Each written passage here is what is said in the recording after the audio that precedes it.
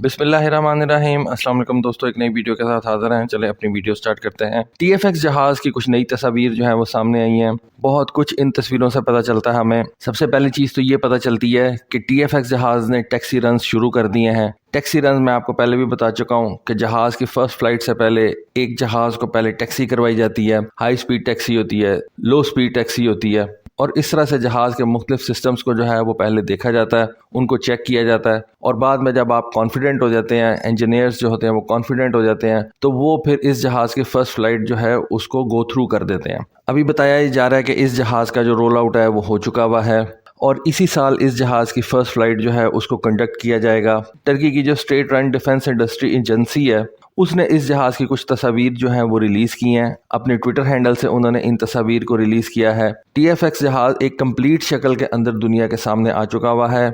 ये तस्वीर को बहुत ज़्यादा हाई रेजोल्यूशन वाली नहीं है, ब्लरी सी तस्वीरें हैं, लेकिन फिर भी इन तस्वीर को देख के बहुत कुछ जो है वो हमें पता चलता है। सबसे पहली चीज़ तो मैं आपको ये बता दूं कि ये F-22 का एक छोटा भाई है। आगे चल के आपको बताता हूँ किस तरह से।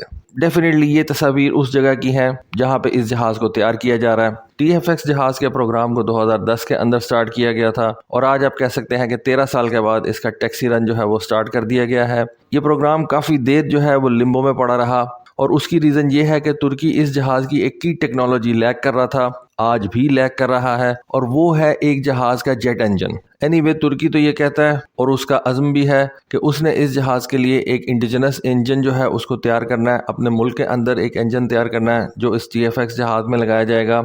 आपको मैं एक बात बता दूं कि तुर्की अंडर लाइसेंस अपने F-16 जहाज़ों के इंजन मुल्क में ही तैयार करता है, लेकिन उन जहाज़ों को किसी और जगह पे सेल करने की उसको इजाज़त नहीं है। किसी और जहाज़ में लगाने से पहले तुर्की को अमेरिका की इजाज़त की ज़रूरत पड़ेगी। तुर्की के पास एक इंजन बनाने का सारा इंफ्रास्ट्रक्चर मौजूद है, लेकिन तुर्की को अपनी रिसर्च से अपना एक इंजन डिज़ाइन करना पड़ेगा और उसकी टेक्नोलॉजी को बिल्ड करना पड़ेगा, लेकिन तुर्की के पास एक इंजन बनाने का इंफ्रास्ट्रक्चर मौजूद है। एनीवे, अब जब 13 साल के बाद इस जहाज़ को रनवे के ऊपर ले आया गया है, तो कहा यह जाता है कि तकरीबन 6 से 7 सालों के अंदर, यानी कि 2030 तक इस जहाज़ को तुर्की की एयरफोर्स के अंदर इंडक्ट कर लिया जाएगा। यानी कि आप कह सकते हैं कि इस जहाज़ की प्रोडक्शन जो है वो 2030 तक स्टार्ट कर दी जाएगी।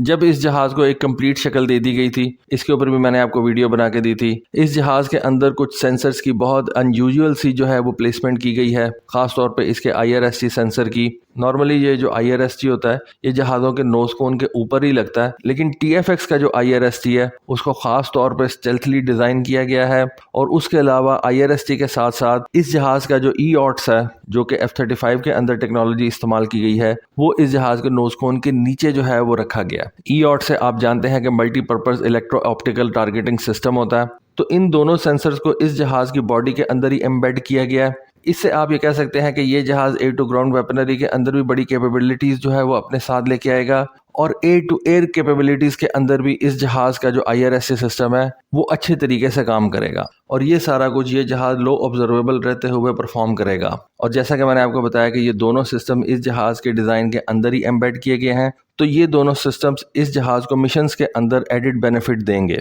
इस जहाज़ की जो कलर स्कीम है वो ग्रे टोन के साथ रखी गई है। जैसा कि हमें पता है कि जब इस जहाज़ के एक मॉकअप को तैयार किया गया था, तब उस मॉकअप के अंदर एक 2 टोन ग्रे स्कीम जो है वो रखी गई थी।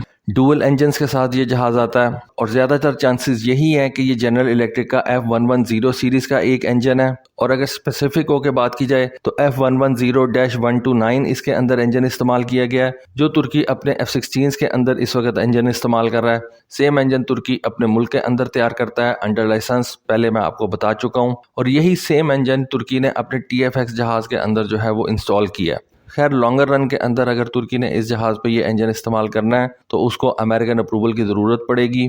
इसके अलावा जैसा कि मैंने आपको बताया कि तुर्की अपने मुल्क के अंदर एक इंडिजिनस इंजन जो है वो तैयार करने की तैयारी कर रहा है। तुर्की ने यूनाइटेड किंगडम की रोल्स रॉयस कंपनी के साथ भी एक मुआहदा करने की कोशिश की थी, लेकिन रोल्स रॉयस कंपनी के साथ तुर्की का ये मुआहदा नहीं हो सका था। उसकी रीज़न ये थी कि तुर्की जो है वो इंजन की ट्रांसफ़र ऑफ टेक्नोलॉजी मांगता था, कुछ इंटेलेक्चुअल प्रॉपर्टी राइट्स है जिनका इशू था, जिस वजह से रोल्स रॉयस जो थी वो इस कॉन्ट्रैक्ट से पीछे हट गई थी। तुर्की ने रशिया के इंजन को भी इस्तेमाल करने की कोशिश की, रशिया के साथ भी तुर्की ने जो है वो पहले बातचीत की थी इस जहाज़ के इंजन के लिए, लेकिन फिर यूक्रेन की जंग लग गई और पॉलिटिकली टर्की के लिए ये पॉसिबल नहीं रहा कि वो कोई रशियन इंजन इस जहाज़ के अंदर इस्तेमाल कर सके। तुर्की इस जहाज़ को लो ऑब्जर्वेबल एक 5th जनरेशन का एडवांस फाइटर जेट बनाना चाहता है, जिसकी परफॉर्मेंस इस वक्त तुर्की के F-16 और उसके नेबरहुड में रफाल तैयारों से ज़्यादा बेहतर हो और इस जहाज़ के अंदर state of the art avionics जो है उनको इस्तेमाल किया जा सके। अब मैंने आपको इस वीडियो के शुरू में बताया कि अगर आप इस जहाज़ को फ्रंट से देखेंगे तो ये आपको बिल्कुल हूबहू F-22 रैप्टर की तरह का लगेगा,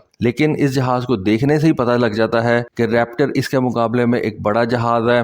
रैप्टर का जो विंग स्पैन है वो TFX से काफ़ी ज़्यादा बड़ा है। उसके अलावा रैप्टर जो है वो एक बल्कि जहाज़ है। TFX F-22 रैप्टर के मुकाबले में एक हल्का जहाज नजर आ रहा है। दोनों के जो एयर इनटेक्स हैं ऑलमोस्ट आप कह सकते हैं कि सेम ही है। F-35 के अंदर DSI बम्स इस्तेमाल किए गए थे, जिस तरह के हमारे JF-17 थंडर के अंदर यूज़ किए गए हैं, लेकिन तुर्की ने TFX जहाज़ के अंदर बिल्कुल सेम F-22 जैसे एयर इनटेक्स जो हैं वो इस्तेमाल किए हैं। वैसे भी अगर आप दोनों जहाज़ों की तस्वीरें सामने रख के देखें तो TFX जहाज़ आपको विजिबली जो है वो F-22 से छोटा नज़र आएगा, हल्का नज़र आएगा, लेकिन एक चीज़ आपको ज़रूर नज़र आएगी कि वो जिस तरह से गाड़ियों की रोड क्लियरेंस होती है ना, इस तरह से इस जहाज़ के जो लैंडिंग गियर्स हैं वो F-22 के मुकाबले में जो है वो ज़्यादा ऊंचे हैं और इस जहाज़ की जो रोड क्लियरेंस है, अगर आप उसको रोड क्लियरेंस कह सकें, तो वो F-22 जहाज़ से ज़्यादा बेहतर है।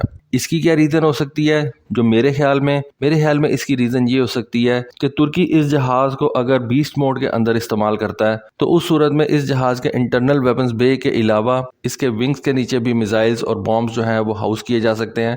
खैर वो F-22 के नीचे भी किए जा सकते हैं, लेकिन शायद आने वाले दिनों के अंदर तुर्की के पाइपलाइन में कोई ऐसा मिसाइल हो, कोई ऐसा वेपन हो जिसके लिए इस जहाज़ की हाइट जो है वो F-22 से ज़्यादा रखी गई है।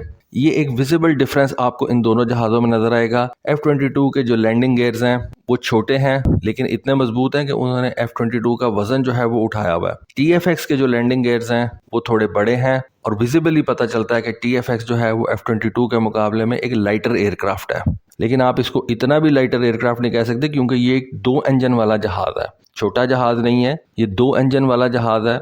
इस जहाज़ को मेरा ख्याल है कि आप F-15 की साइज़ कैटेगरी का या F-15 की वेट कैटेगरी का जहाज़ कह सकते हैं। F-22 की तो खैर वेट कैटेगरी बहुत ही ज़्यादा है, बहुत बड़ा जहाज़ है F-22। तुर्की इस जहाज़ के साथ साथ इस जहाज़ के इकोसिस्टम के ऊपर भी काम कर रहा है। तुर्की ने किजिलेल्मा ड्रोन की फर्स्ट फ्लाइट 3-4 महीने पहले कंडक्ट की थी। अब कल ही मैंने आपको वीडियो बना के दिया जिसमें मैंने आपको बताया था कि तुर्की ने अपना NK-3 ड्रोन जो है वो उसको दुनिया के सामने रिवील किया है। ये बेसिकली एक फ्लाइंग विंग डिज़ाइन वाला ड्रोन है, जिस तरह से अमेरिका का एक एक्सप्लेन था X-45, ये बिल्कुल उसी तरह की शेप के साथ ड्रोन जो है वो तुर्की ने तैयार किया है। स्टेल्थ ड्रोन है और आने वाले दिनों के अंदर हम इस TFX जहाज़ को इस किजिलेल्मा ड्रोन के साथ और इस NK-3 ड्रोन के साथ जो है वो फ्लाई करता हुआ देखेंगे। अब असल चीज़ जो है वो ये ड्रोन और ये जहाज़ तैयार कर लेना नहीं है। असल चीज़ तो ये है कि इन जहाज़ों को और इन ड्रोन्स को आपने बैटलफील्ड के अंदर अच्छे तरीके से डिप्लॉय करना है और इनका अच्छे तरीके से जो है वो काम लेना है। अब ये चीज़ आप किस तरह से डेवलप करते हैं, ये उसी वक्त डेवलप होगी जब ये हथियार पायलट्स के हाथ में जाएंगे